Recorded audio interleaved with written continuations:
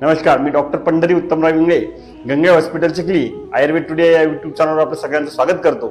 आज या ठिकाणी जे पेशंट आमच्याकडे आले होते ते माझ्या वडिलांचे मित्र आणि ते खूप त्यांच्या लंबर पेन आणि सर्वायकल पेन मुळे खूप परेशान होते आणि त्यांना गुडघ्याचा खूप त्रास होता आणि ऍक्च्युअली त्यांच्या L3 L4 नंतर L5 आणि S1 मध्ये गॅप होता, डिस्क बल्ज होता आणि त्यांना औरंगाबाद सारख्या ठिकाणी त्यांना ऑपरेशन सुद्धा सांगितलं होतं। परंतु आपण त्यांना माहित झालं की न्यूरोथेरपी आणि पंचकर्म करतो आणि जे मोठे आशेने आपल्याकडे आले आणि गुडघ्याचा जो त्रास होता तो भयंकर त्रास होता। त्यांना गुडघा असं मोडता पण येत नव्हता, चालताना पण त्यांना लचक लागायची, तिरप त्यांना चालावं लागायचं।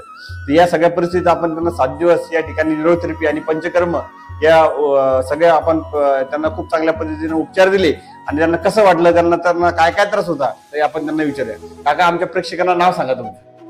माझा परिचय, मी दत्तात्रय सीताराम तुपकर, राहणार गोरेगाव। आणि काय काय त्रास होता तुम्हाला?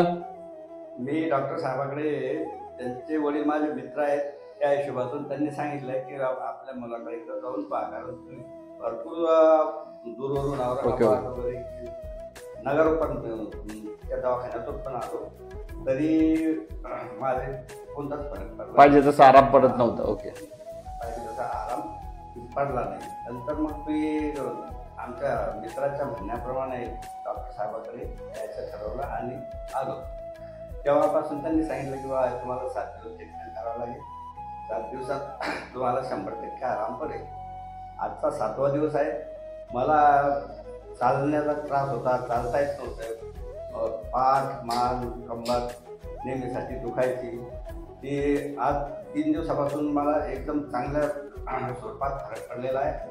मला आता चालता पण येतं सरळ आणि भरपूर आराम आहे। आणि खास म्हणजे त्यांना आपण एक व्यायाम सांगितला होता, उलट चालायचं, उलट्या पायऱ्या चढायच्या। बघा, ऍक्च्युली आपण चालल्यामुळे आपले गुडघे एकदम झिजून जातात आणि हा जो व्यायाम मी नेहमी सांगतो माझ्या जे पण वाताचे पेशंट असतील किंवा ज्यांना गुडघ्याचा त्रास आहे चालला, त्यांना सांगतो की बाबा उलट तुम्ही दररोज जरी 10 मिनिटं चालले तर भरपूर पद्धतीने चांगला आराम पडतो। तर काकांना मी ते सांगितलं की तुम्ही दररोज चाला, त्यांना कसा इफेक्ट पडला, कारण आपल्या प्रेक्षकांना आपलं सांगणं मत मी सुरुवातीला जमिनीवर पायी चालायचो सरळ, नंतर डॉक्टर साहेबांनी सांगितले तुम्ही सरळ न चालताना थोडं दररोज मागे उलट्या पायाने चाला आणि समजा पायऱ्या वगैरे चढायच्या त्या पण उलट्या हिशोबातून चढा, त्यामुळे मला भरपूर आरामाचा पडला। ओके, तर बघा, असे काही जर पेशंट असतील ज्यांच्या कमरेत गॅप असेल, मानेत गॅप असेल आणि गुडघ्याचा त्रास असेल आणि ते त्रस्त असतील, तर आयुर्वेदिक आपण पंचकर्म आणि न्यूरोथेरपीद्वारे कुठल्या प्रकारचं वेदनाशामक आपण काही वापरत नाही,